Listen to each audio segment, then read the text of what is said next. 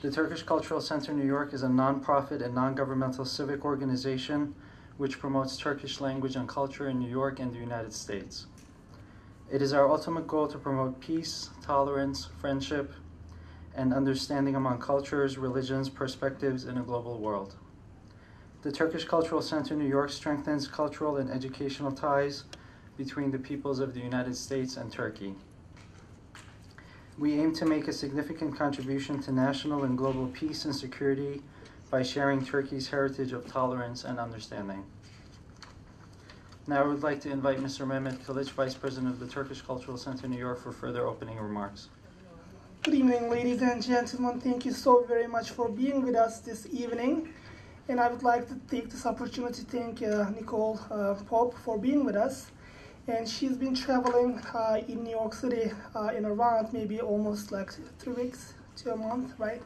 Giving a lot of book signing lectures all around the East Coast region. Turkey Unveiled, A History of Modern Turkey has come back with its 3rd edition.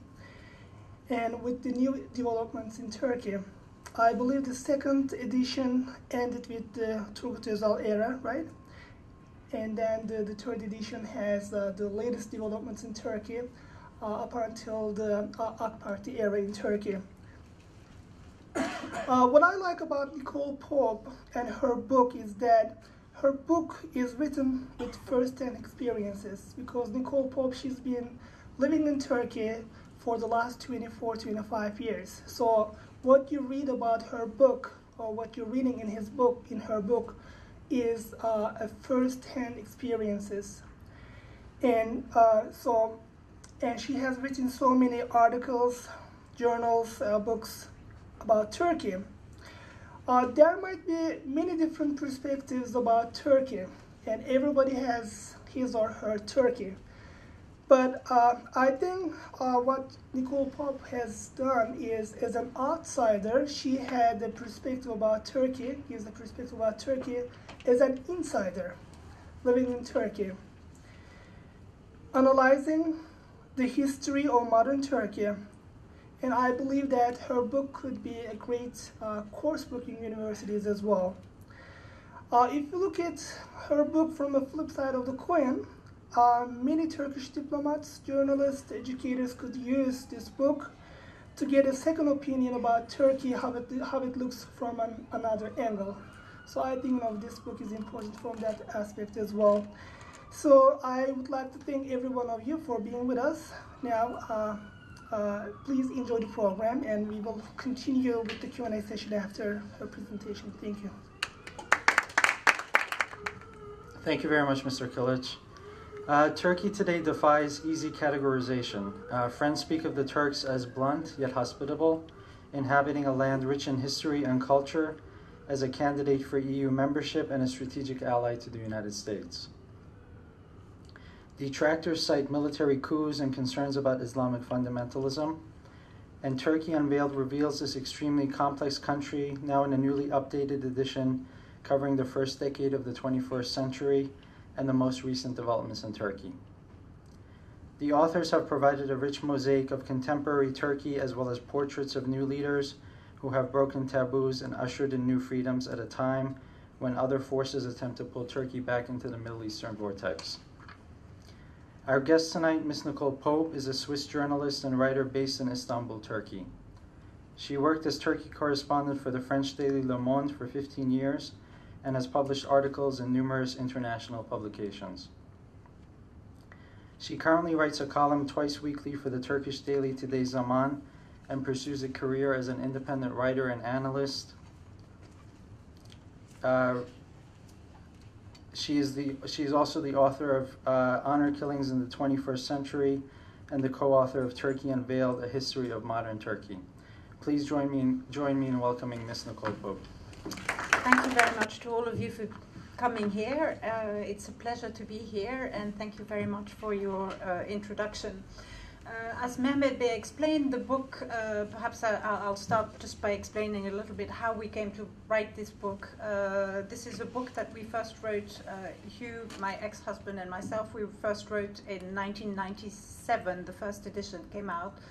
And this was really, I guess the book came out of a sense of frustration that journalists often feel that, when we always have such limited space to write our news articles, and we always feel that there's never enough space to put all the context and to put to really explain events in their proper framework and with the history and explaining how things came to be. So we had both accumulated a lot of material. By the time we wrote the first edition came out, we'd been in Turkey for about 10 years, and we'd done extensive traveling, a lot of reporting, a lot of interviews with most of the political leaders, and we felt that this was, for us it was an opportunity to unload and really explain how we saw Turkey. And also at the time there hadn't been really any sort of popular history of modern Turkey. That we felt that there was a niche in the market. And in fact the book has done relatively well, which is why we're now on our 4th edition, and we just added a new chapter to cover the past 10 years. Now, of course, the Turkey we're dealing with today is a very, very different country to the one we first encountered when we moved to Istanbul in 1987. This was a period when, the last military coup had taken place in 1980. The country was only just emerging from that period of military rule, but it was also an exciting period in the sense that it was a time when Turkey had a prime minister, Turgut Özal, who really had a vision and wanted the country to open up, and both from an economic perspective, he really brought the sort of free market enterprise in Turkey. Until then, Turkey had a sort of semi-controlled economy, still with a very strong influence of the state, and really it's from the mid-1980s onward that Turkey started changing considerably. Now, perhaps the biggest changes have really taken place in the past 10 years. I mean, the past decade is perhaps what started with Turgut Özal, the sort of opening of Turkey and the slow democratization of Turkey after the 1980 coup really accelerated in the 2000, and especially after the 2001 elections, which brought to power the Justice and Development Party, also better known from its initials with AKP, which is a moderately religious, conservative Muslim country, but with party, but with a very modern outlook and a real vision for the Turkey, for the country. And in the first few years after the AKP came to power, Turkey embarked on a series of political reforms which really transformed the country. And of course, economically, the country has also done extremely well in the past few years, largely because, unlike in the previous period, throughout the 1990s, the country had had a very turbulent political history with short-lived coalition governments that couldn't achieve very much because they usually were composed of political parties that did not get on very well. So there was this sort of lost decade in the 1990s, but with the arrival of a strong government with a single-party government and a strong popular mandate, things accelerated and change happened much faster. Now, part of what was driving the change was Turkey's wish to enter the European Union. And I think that there's no doubt that the kind of carrot and stick of the European Union really drove these early reforms. partly because on the one hand the European Union was putting pressure on Turkey to put these reforms in place and change its legislation, improved its democratic standards, but at the same time it did so with the sort of carrot of EU membership. Unfortunately, the momentum for reform seems to have been lost a little bit in the past few years, together with the global changes and the fact that the European Union has lost some of its leverage on Turkey, partly because the EU itself is now, as we know, going through a very difficult period of financial instability, which of course also has political implications, but also perhaps more strangely the sort of post 9/11 period had a very strong impact in Europe and led to a very strong wave of anti-Islam sentiment, partly also used by politicians for domestic purposes, mainly in France and to a lesser extent in Germany, but especially in France, where Turkey was really used a little bit as a political football in the domestic political scene. And as anti-Turkish sentiment was expressed so loudly in these countries, of course this had also had an impact on Turkey, which suddenly thought that EU accession was perhaps not quite as attractive as it had seen initially, because they felt very offended by the constant opposition they faced. And of course, at the same time, what has also happened is that Turkey started developing economically at a much more rapid pace. And that's partly because for the past 10 years, the country has had a stable political framework. It also had to do with the fact that, paradoxically, Turkey suffered some very serious economic and financial crises, especially in 2001, when Turkey domestically had the kind of banking meltdown that was experienced in 2008 on a global scale. And strangely enough, it's probably the best thing that happened to Turkey, because it, first of all, it was forced to completely restructure its banking sector at the time. It also needed IMF help, which also led to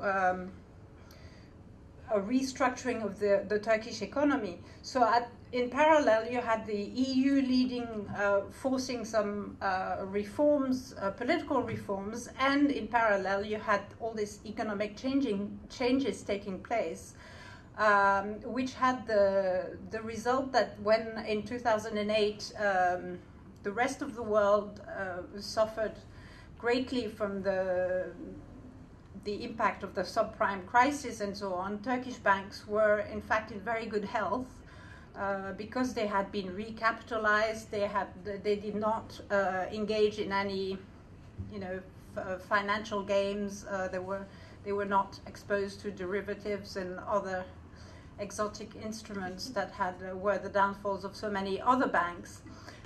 So that allowed Turkey to to weather the crisis very, very well. We don't have yet the latest figures for last year, but growth is estimated to be at about 8.5% last year. It is slowing down a little bit, but probably this year it will be 3 or 4%, if not better. So that, of course, doesn't mean that the country doesn't have any problems. There's still, the growth is still financed partly through foreign capital inflows, and of course that is a slightly vulnerable position to be in. but on the other hand, with a market of 74 million, growing middle class, there's plenty of investors interested in the country, and it is attracting a fair amount of foreign direct investment. And of course, this new confidence, economic confidence, and this new political stability has also allowed the country to diversify politically in terms of its foreign policy. And this is perhaps what is most discussed abroad, this aspect of Turkey. And at times you read alarmist op-eds and articles suggesting that Turkey is moving away from the West and drifting towards the East or towards the Middle East. I think personally that this is not the case. It's just a question of Turkey trying to use all its potential, and I think that when it is perhaps not as obvious when you're sitting in New York or Washington, but certainly when you're sitting in New York, in Istanbul, you have a very strong sense of the global shift that is taking place. And Turkey very cleverly managed to diversify both its exports and foreign policy. I think that part of what drives its very proactive regional foreign policy is also simply a quest for new markets and new trade alliances as well as strategic ones. So I think that what has changed is that Turkey is much more confident. It is much more independent in its approach to foreign policy issues, which of course means that at times, it can be at odds with Washington or with Brussels, but also very often their interests coincide. But it is definitely more independent than it used to be in the past in its approach, and in Turkey one feels that very strongly. Whereas in the past, whenever Washington had something to say about a specific issue, you could almost, hear a pin drop in the country. But these days, it's clear that the relationship is perhaps a little bit more equal than it used to be. Now, Turkey has all these assets and very good prospects on so many levels. But of course, it is also undergoing tremendous transformation domestically. And that is a little bit more complicated than the sort of broader outlook. I think that within the country, there are still some unresolved issues. There are still some very thorny problems that Turkey needs to address. Now, what is happening? I mean, Turkey, throughout its history, the history of the modern republic, since which was founded in 1923, Turkey had always a very strong military. There was always a very strong military influence, and of course, the military seized power directly on 3 occasions: in 1960, in 71, and in 1980. And then there was, in 1997, what was described as a postmodern coup, when the army did not intervene directly, but put enough pressure on the elected government to make it collapse at the time. And it was a sort of Islamist government that was not much liked by the army, which had promoted a brand of secularism that was very militant, and that was not just about separation of the mosque and state, as it were, but really had a kind of anti-religion agenda. Now, what has happened in the past few years, since this party came to power in the early 2001, things began to change in Turkey. At first, the state institutions, and when we talk about the state institutions, it's usually the military and the judiciary, the police to some extent, but mainly the military, they viewed this government with great suspicion.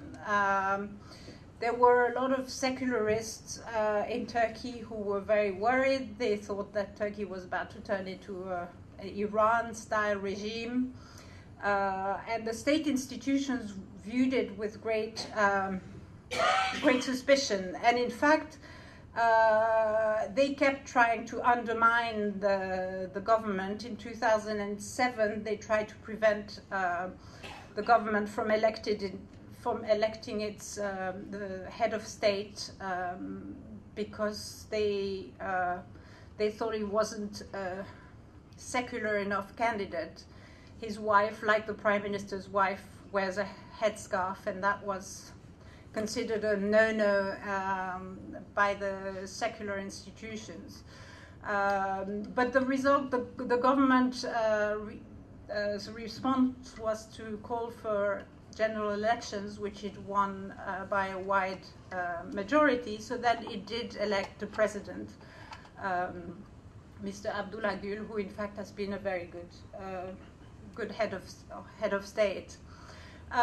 But these, then a few months after these very successful elections, the Constitutional Court launched a court case to try to dissolve the party on the pretext that it was an Islamist party and it posed a threat to secularism in Turkey. Now, in the end, the party was not banned, but clearly the government by then was very unhappy with this constant pressure. And in 2007, a series of investigations were launched by a special prosecutor who found evidence of coup attempts by military officers. And this resulted in a whole series of arrests and investigations which are still ongoing. Unfortunately, Turkey has a very creaky judicial system, which means that trials tend to last for years. And it also has a very unfortunate system where people get detained while the process is ongoing, and since the process is so slow, that means that people can be at times detained for a very long time before they even, their guilt is actually established. But these court cases are ongoing, and they've had the result of seriously undermining military influence in Turkey, and this is clearly an important step towards democratization, although it's not always clear that the due process has been respected in the way the trials are conducted, and this is obviously somewhat undermines their credibility at times, and I think that's because initially a growing number of people were arrested, and to the point where some people question whether all these people should really be detained pending trial, or whether they could have been tried in a different way. But the point is that this has changed the power balance in Turkey, and the military has certainly lost a lot of influence because dozens of military officers were arrested as part of these alleged coup attempts. The European Court of Human Rights recently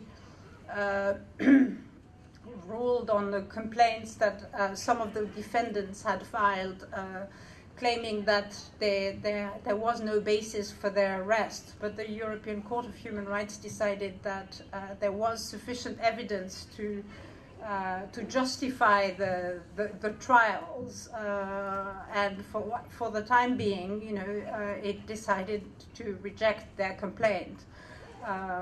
But of course, the sooner these trials can actually come to a conclusion, the better it would be for Turkey. Now, these investigations, known into this alleged network called Ergenekon, have addressed one aspect of Turkey's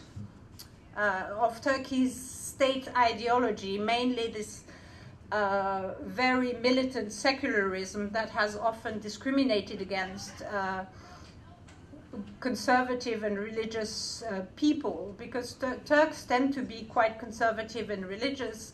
And this, there was a ban on headscarves in universities, for instance, which was clearly not helpful for to promote women's education. But there are other aspects of the sort of official ideology that are still in place, and that is that's where some of the difficulties these days and some of the setbacks, I think, that Turkey is experiencing at the moment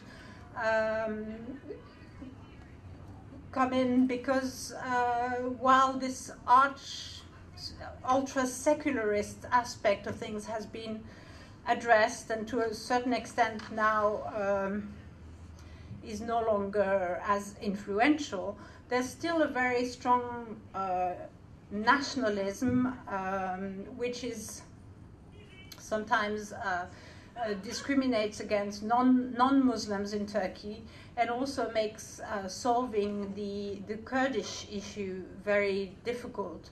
Now, the Kurdish issue remains Turkey's most thorny problem. It is Turkey has been struggling. It's something that Turkey has been struggling with really since the foundation of the Republic. There have been several waves, but the most recent incarnation of this Kurdish movement is through the PKK, which is an armed group recognized as a terrorist group by a number of countries abroad, but which started fighting against the Turkish government in the 1980s. Its leader was arrested in 1999, and for a few years there was this opportunity, which unfortunately at the time the Turkish state did not seize properly. For a few years there was really the PKK sort of had a unilateral ceasefire that lasted several years, and that was, that should have provided a great opportunity to have some fundamental reforms and address the problem once and for all. But nothing much was done, and the PKK became frustrated again, and in recent years there have been attacks again. Last spring there were a number of attacks that killed Turkish soldiers, and in recent months the authorities' response has been to arrest hundreds of people who they say are linked to the not armed militants themselves, but linked to the militants. And of course this creates more alienation, I believe, among the Kurdish population, and does not really contribute to a solution. Now, in 2009, the government took some very courageous steps and tried to launch a Kurdish initiative, and it has now emerged that it was negotiating behind the scenes and really trying to get to have some confidence building measures that would allow for a proper peace, but it hasn't happened. The whole process collapsed, and unfortunately right now Turkey is again facing a situation where there's a lot of tension, a lot of people being arrested, and this is this remains as perhaps the most important factor of potential instability for for the country. And it is a factor of instability, not just locally, but of course it remains a vulnerable spot that can be exploited by neighboring states. Turkey had, in recent years, engaged in a very proactive foreign policy, which was aimed at having good relations with all the states in its neighborhood, which is not particularly easy because Turkey is in a troubled neighborhood.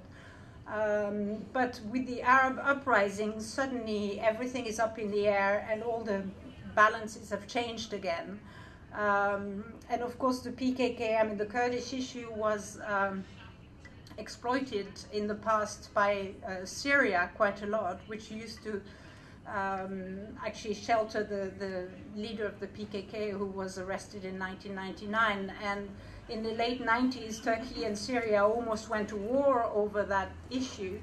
But after the arrest of the PKK leader, the relations between the two countries improved tremendously. And in fact, until the uprising began in Syria, Turkey and Ankara and Damascus had very good relations. Trade was booming and the two countries were getting quite close. But now, of course, Turkey is again concerned that Damascus will be able to exploit this issue.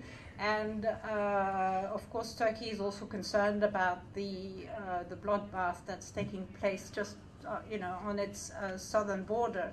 And it has taken a tough, initially tried to convince the Assad regime to implement reforms and to stop killing protesters. But now the situation has degenerated and it's nearly a civil war. And Turkey has maintained a tough attitude towards the Assad regime, but at the same time, it's also resisting attempts to.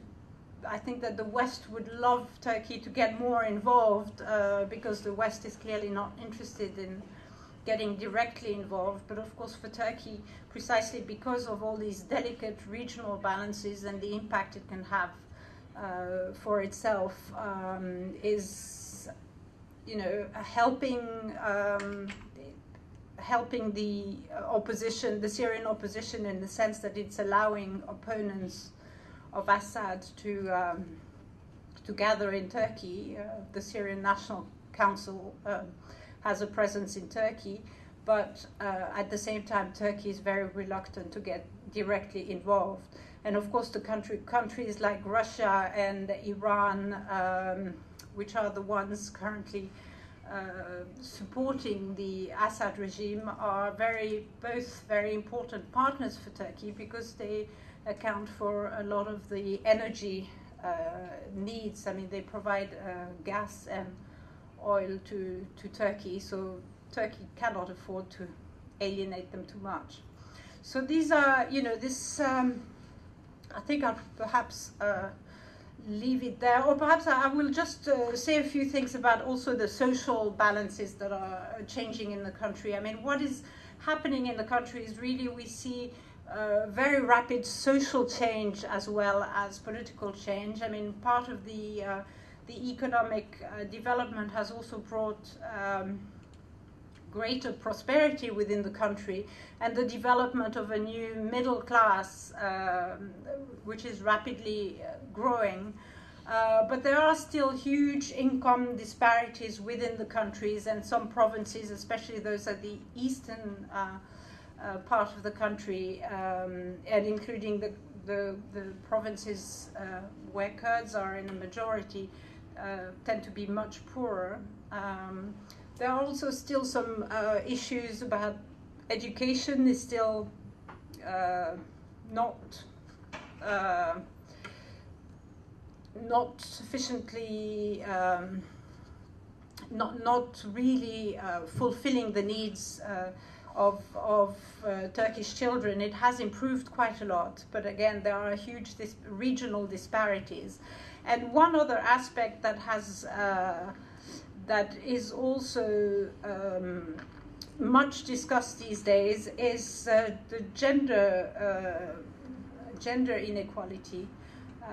which is something that is perhaps not something that is much discussed by people who are with an interest in foreign policy or even democratization, but I think that the very poor representation of women in politics, and also Turkey has one of the lowest female labor participation in the world, and that is something that the country still needs to address. And of course, with this poor labor participation, and there's also a lot of women are quite vulnerable to violence, and violence against women is again an issue that is much discussed these days and slowly actually being addressed, because the media, unlike in the past where these issues were not discussed very much, these days in Turkey everything is discussed much more openly, and this is definitely something that is being addressed much more. So I'll leave it here, and perhaps I'll answer your questions.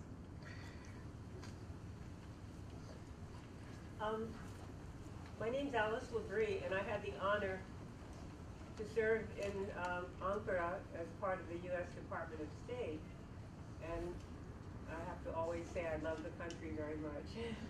My question is, and I had asked this of a young man here in New York, and we were at a talk, and I said to him, so how come Turkey doesn't let go of the Kurds, let them have their own state and blah, blah? And he said to me, well, would you let North Carolina go, or would you let, you know?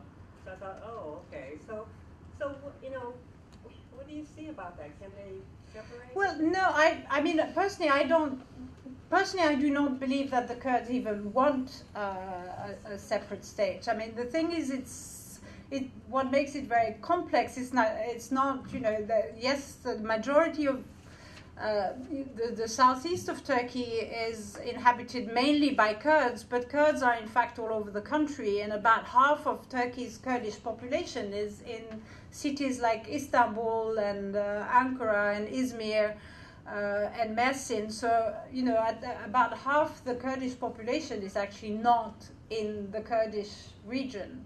So why are they angry? I mean, what is... Well, because the fact is that the ideology of the Turkish Republic was really very. First of all, it denied them their rights for a very long time. There have been some reforms. You know, they couldn't speak their own language. Their name, they couldn't choose the names of their children, or they had, you know, they couldn't use Kurdish names. Thousands and thousands of villages were renamed, and this was, you know, when we traveled extensively in the 1990s, when there was really, the conflict was raging, and we were doing a lot of reporting in the region. What always struck us is that, you know, we would go to a place and we say, you know, we want to go to this village because we'd read in the newspaper that an incident had happened or a clash or something. And, you know, we would give the name of the village as it was mentioned in the newspaper. And people would be looking at us and scratching their heads. And then someone would say, ah, yes, you know, they're talking about that village. Because for them, the villages had a completely different name. But the Turkish state decided that all these villages had to be renamed. You know, and they are still asking for education in their mother tongue, for instance. I mean, they don't reject the idea of having Turkish as an official language, but the fact is that a lot of young children find that they are, when they start their schooling, they face a much more difficult start, because very often they speak only Kurdish at home, so they suddenly enter the education system where everything is in Turkish and their own language is totally ignored, and this was also very bad for women, because I mean, nowadays, of course, most girls go to school, but in the not so distant past, a lot of the women did not go to school. So you find that a lot of women who are, say, 50 and over, would not even speak Turkish. They only spoke Kurdish at home, but they were not really allowed to use their language. And it's only in recent years that singing in Kurdish is allowed, and the use of the language is now officially allowed. But when I arrived in Turkey 25 years ago, even the existence of Kurds was denied. There were still people who said that they were mountain Turks. So obviously things have changed, and definitely these days there's real debate, which there wasn't in the past. But I believe that the issue will be solved eventually, and I don't think that it will be solved by having the Kurds having a separate state, but simply by having Turkey introducing a new constitution that defines citizenship in a different way, because the word Turk is a contentious one, because it is both the name of the citizen of the country, but Turkey is also an ethnic, also has an ethnic component. And Kurds say, I'm a Kurd, I'm not a Turk. I'm a Kurd, but I'm a Turkish citizen. It's not the same thing. But this is not yet acknowledged in the constitution.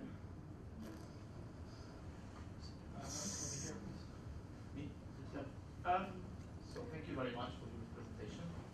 And I have a question which will probably be answered in the book. My question is, there seems to be in Turkey a pendulum, a swing between reform and the backlash. Yeah. And in your presentation you described it. You have a swing towards liberalization, then you have a backlash. And that has been a constant in the last 120 or 30 years, or 130 years. So you have constitutional reforms and the backlash. And I'm Armenian, and this is a dear place to me. I study Turkish language here. And as an Armenian, I feel that our both nations do need to come to terms. And I was for the first time in Turkey 15 years ago, and it was a very different country to what I found now. I met many Turks, well-read, who know what happened, who openly discuss the genocide, even when I do not bring up the subject. And I'll give a very short anecdote. I was looking for a store or something, and a kind young man, my beard had grown too much, and he asked me if I was a Muslim, and I told him I'm not. And he said, "Where are you from?" And he guessed that I was Armenian. So out of the blue, in the middle of the street, he said, the Turkish government says there was no genocide. And I said, no, there was. My grandmother is a survivor, was a survivor. I said, of course there was. And like him, I met many Turks, as I said, who bring honor to their country and to their nation, who openly acknowledge what happened. And I think that will start a healing process.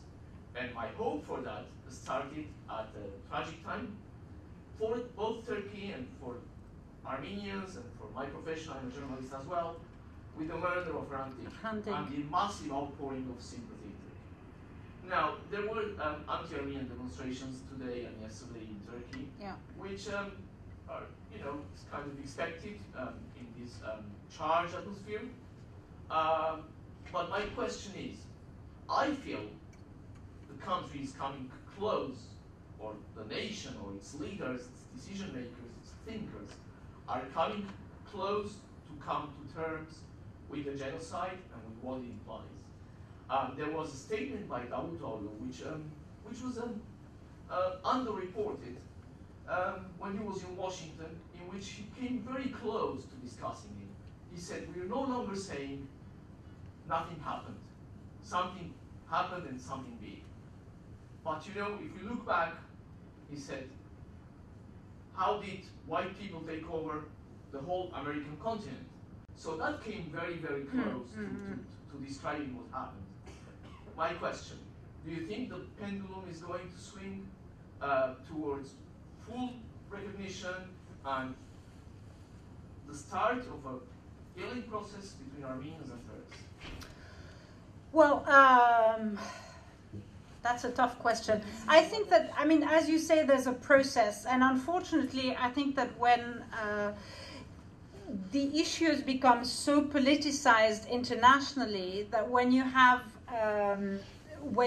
actions like the French Parliament recently passed this law to criminalize the denial of the genocide, that had create a real setback in Turkey. I mean, as you say, things are really being discussed very openly, and not just the Armenian issue. You know, Turkey has gone through a lot of very difficult periods.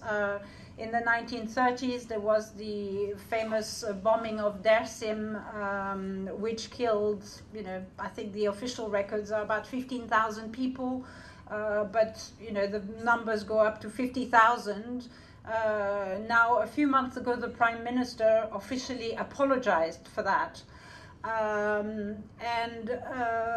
You know, now you have people coming out and discussing the wealth tax that was imposed on non-Muslims and especially Jews during the Second World War, and people are coming out and talking about these things. What happened to the Greeks in the 1950s and the provocations that led to these riots and the looting of Greek property. So you have all these things happening on the one hand, and then you have these other things that are so hard to understand, like the arrest of journalists and, you know, the press being very much under pressure lately. And you have these things happening in parallel and in complete, you know, pulling in different directions. Now, I personally believe that things, you know, it's not a linear process. You have all these setbacks, as you say, you have the pendulum that swings, but ultimately each time you still move a bit closer.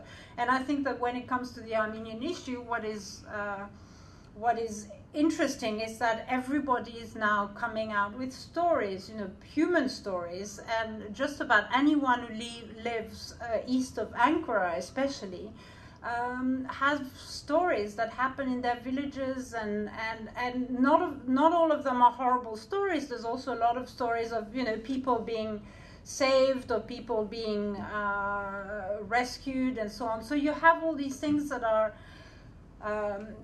emerging, and it creates, at times it creates setbacks and it creates very strong nationalist reactions, but at the same time I think that this is still this is an ongoing process.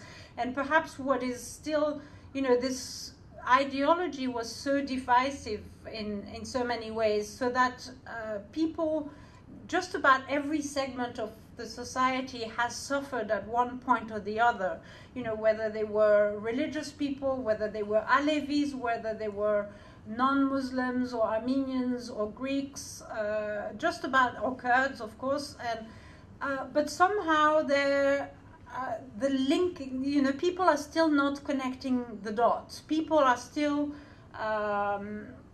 locked in their own pain or their own suffering, but they don't see that it's a whole system that oppressed each of them, and it's the whole system that needs to be changed so that all of them can live the way they want and can live freely.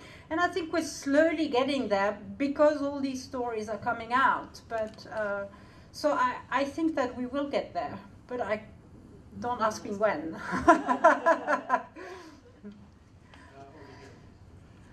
You mentioned the very low level of employment of women in Japan.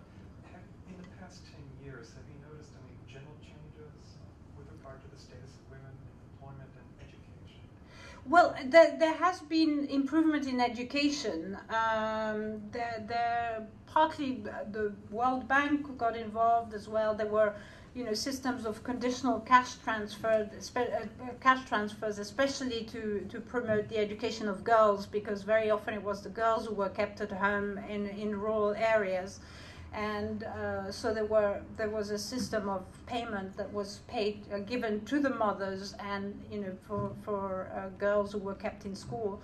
So now at primary level, I think that we're almost at 100%, 99%, I think, in the last academic year of enrollment at primary level.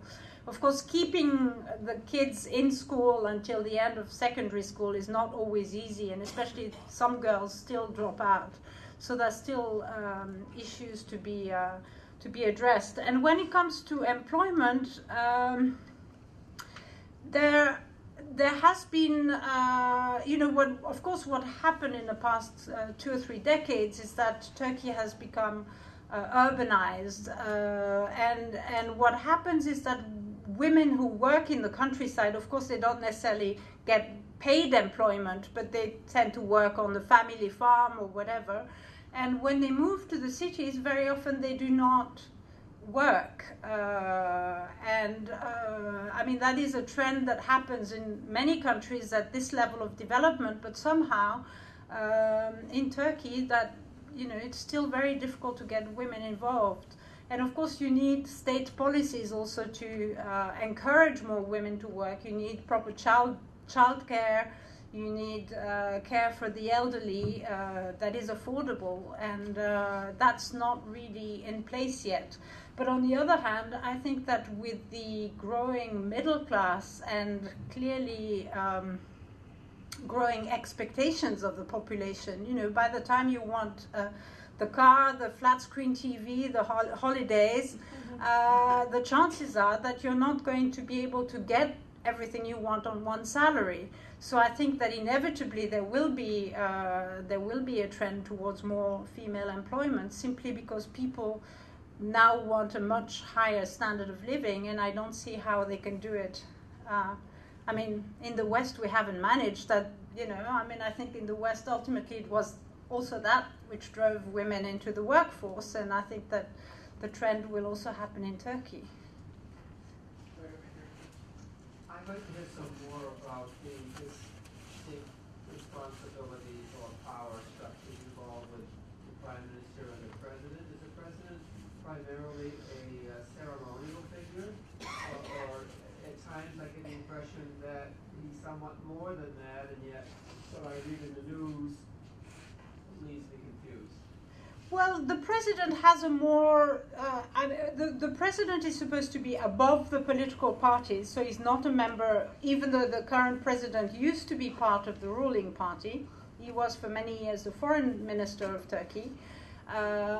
He is not in his position as a member of a political party, and in fact his job is partly ceremonial, but also a kind of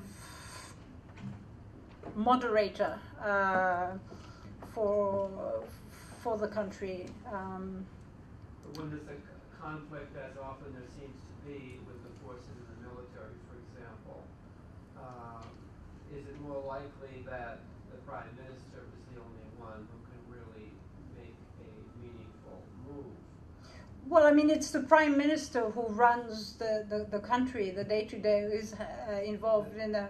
sometimes the President steps in to sort of smooth the edges when needed, but it's the Prime Minister who gives the real direction to the country. I'm left at this point thinking that you're almost answering yes to, is the President primarily ceremonial, but is he somewhat more of a diplomat with, let's say, forceful credentials? I'd like to hear a little bit more about what they are.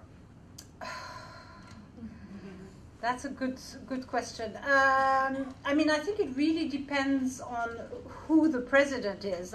Partly he has that position of being above the political parties, and he is the head of state. Doesn't he have the power to? He has the power to veto legislation. He has the power to veto legislation, but up to a point only. Yeah. He can veto legislation and send it back to Parliament, for review, but he cannot veto it a second time. So It's different than our president. Oh yeah. No, he doesn't have the kind of executive powers that your president has. No way.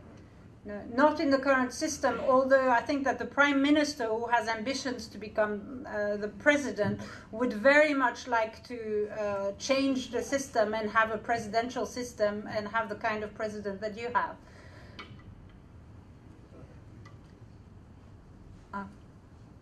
Thank you. Nicole, I would like to thank you again for writing this book, which I enjoyed reading very much. And in growing democracies like ours, where the knowledge and historical knowledge is being controlled by the ultra-secularist elite for a long time, we, the citizens of the country, most of the time need to look for alternative explanations of the history. So in that regard, your book served very much for me to explore my history, my country's history. You mentioned that in the last decade, especially, there has been massive political and social change. And political change has been pretty much driven by the AK Party and also certain forces like European Union accession process. Well, where do you see in Turkey in 10 years, for example, when AK Party did not exist or is no longer in power? I mean, what is the causality here? Is the AK Party causal change or effectual change? If it's effectual change, what is the big picture in the country? What is really driving the change in the country?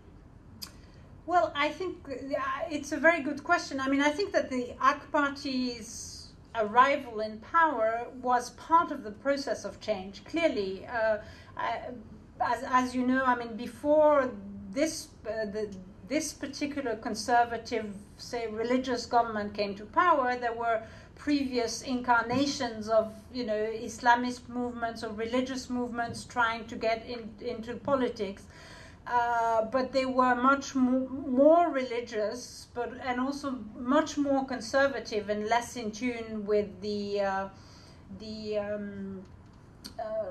rest of the world, really. And in fact, the AK Party is, I mean, most of the leaders of the AK Party, including Mr. Erdogan, who was previously a mayor of Istanbul and a member of the party that was closed down in 1997,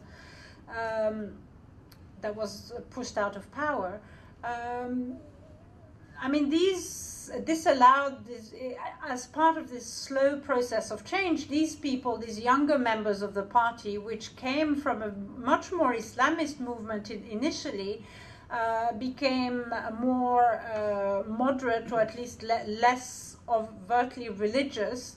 And also they had a real sense, a better sense of where Turkey fitted in world politics. And I think that they had a real vision to carry the country forward. Now, the future, I think, is really, it's difficult to tell, actually, because, of course, things are going to happen in the coming years with the AK Party, because the current prime minister cannot be prime minister more than 3 times, so this is his last mandate, and clearly has ambitions to become president.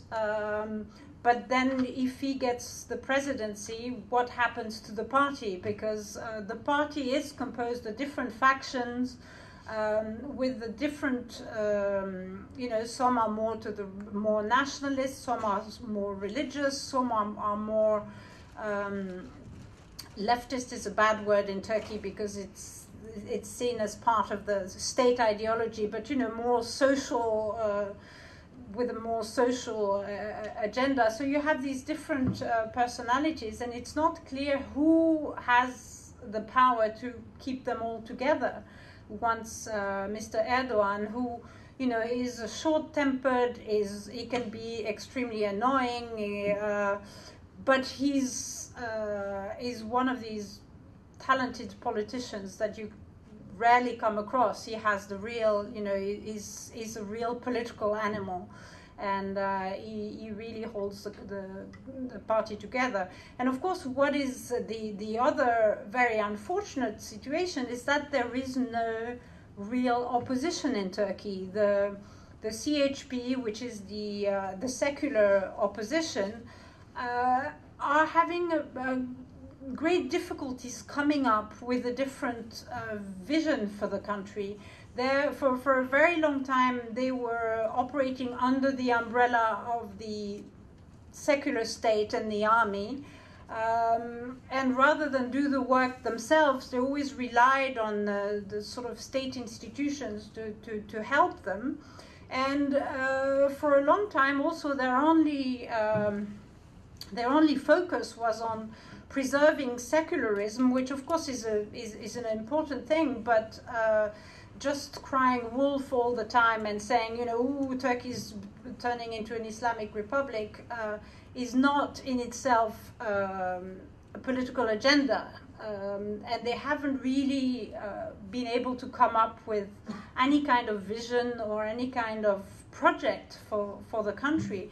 And this is partly the problem right now, is that you have this party that has been incredibly successful, that won its third mandate in last summer with 50% of the vote, and it has virtually no opposition, which of course is not a healthy situation at all. You do need people to, keep them accountable, keep them on their toes, and demand that they adjust their policies. But right now there's no one that has the power to do that. Now, perhaps now that we've entered a different stage where the military is not as involved in the political process, perhaps we will, we have to hope that we will see perhaps other political parties or other figures within these parties emerge that actually think in a different way and realize that they have to do the grassroots work and not just rely on institutions to help them. The back, right over there. Yes, how much of a real voice and representation do the Kurds have in government? Well, they are represented in parliament, and they don't have a voice in government because they're not, the government is the AKP, and but they are represented in parliament, and they are definitely very vocal and very often confrontational, which of course makes it very difficult. The government has very tense relations with the Kurdish party, and they find it very difficult to talk, and I think it's very unfortunate. But Turkish politics is all about confrontation, and that is really and that's where I think that the gender dimension is so important, because it is a very patriarchal, macho society, and it is very visible also in the way that politics are conducted. It's really, it's all about confrontation all the time, which means that you're in perpetual state of crisis and anger and people shouting at each other constantly. Gentleman to the right. Sorry. All right, a quick question. It's a wonderful talk. Are you seeing any impact of social media, Facebook, Twitter, Wikipedia? Absolutely. I think that this is, I think that potentially it's a game changer. It's very interesting because, of course, patriarchal societies are also, it's not just about the gender issue, it's also the youth issue. It's still a very top-down society, and there aren't that many channels for young people to really have a say in the decision-making process and so on.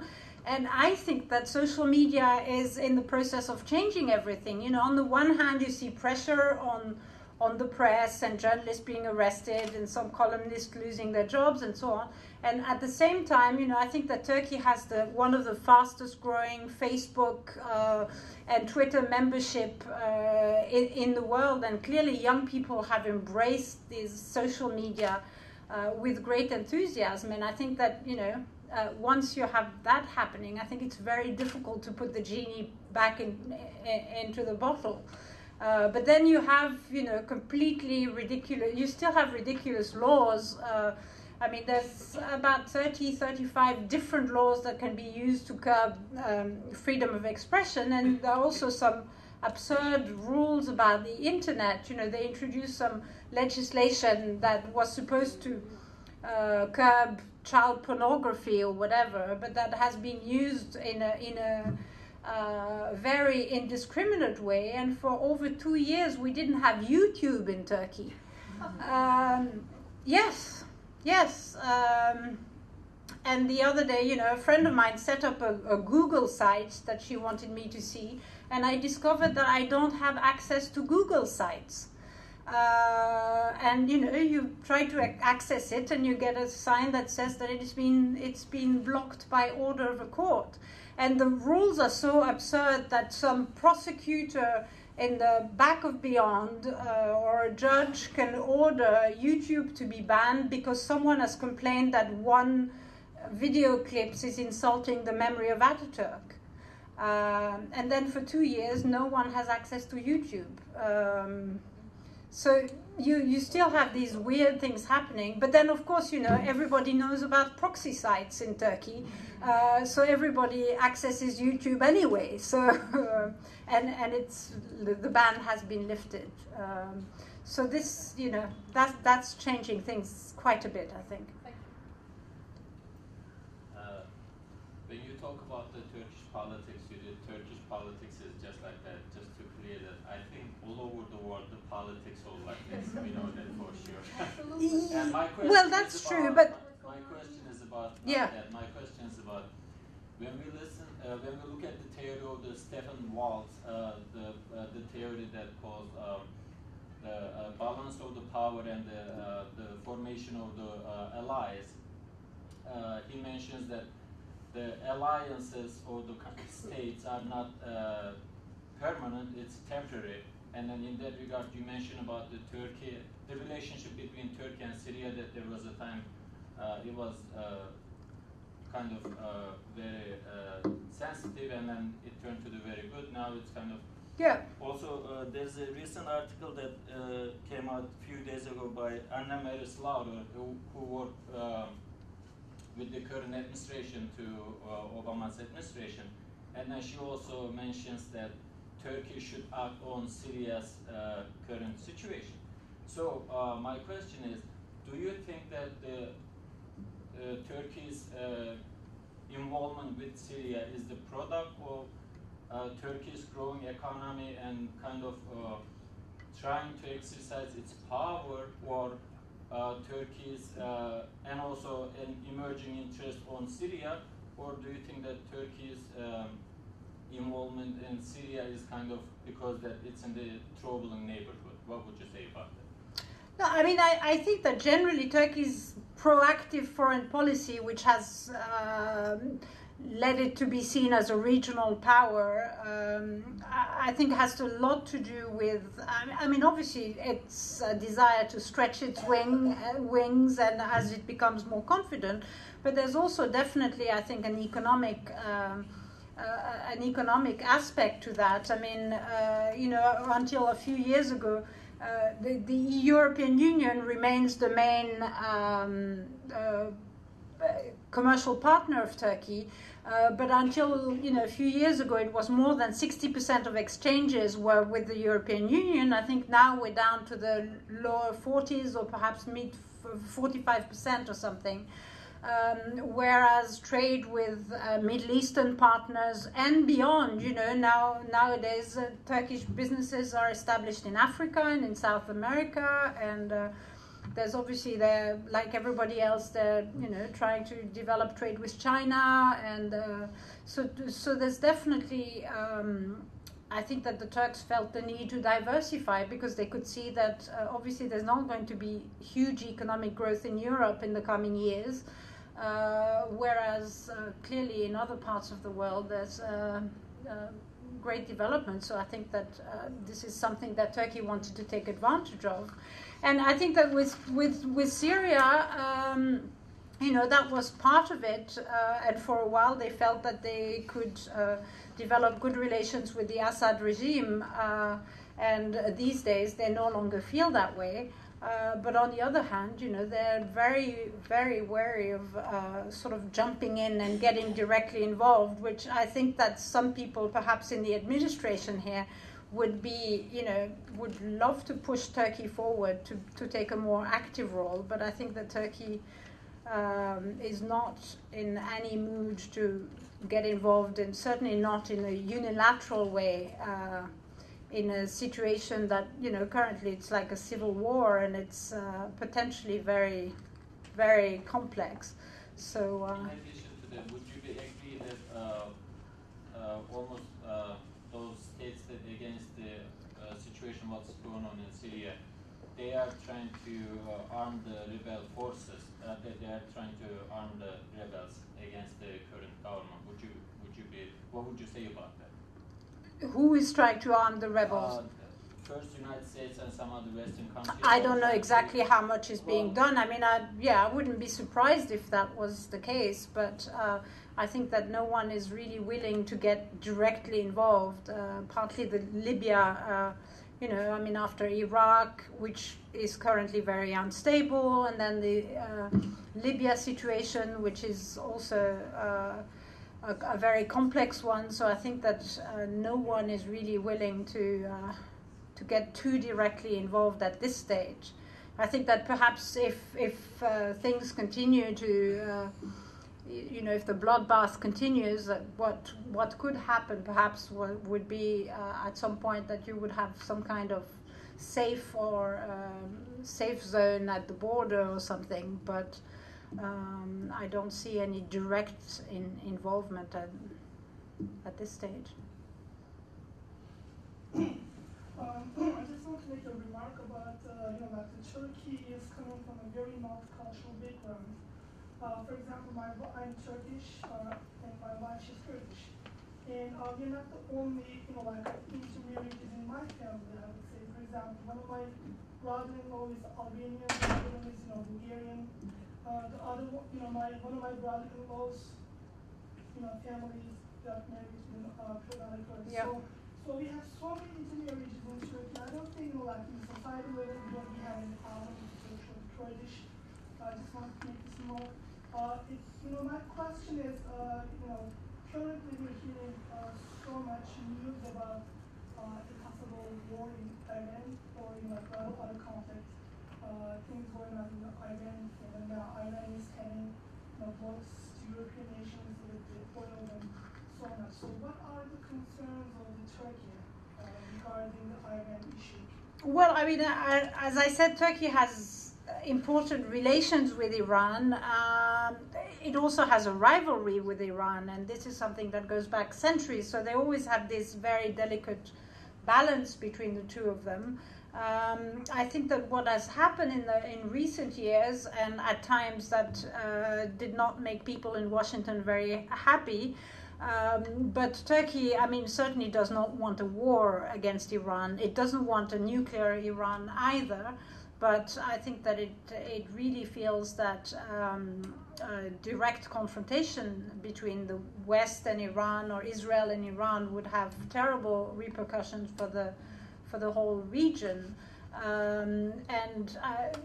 Turkey really believes that it's through engagement and dialogue and trying to find some sort of compromise that these things can be resolved, and it's definitely not.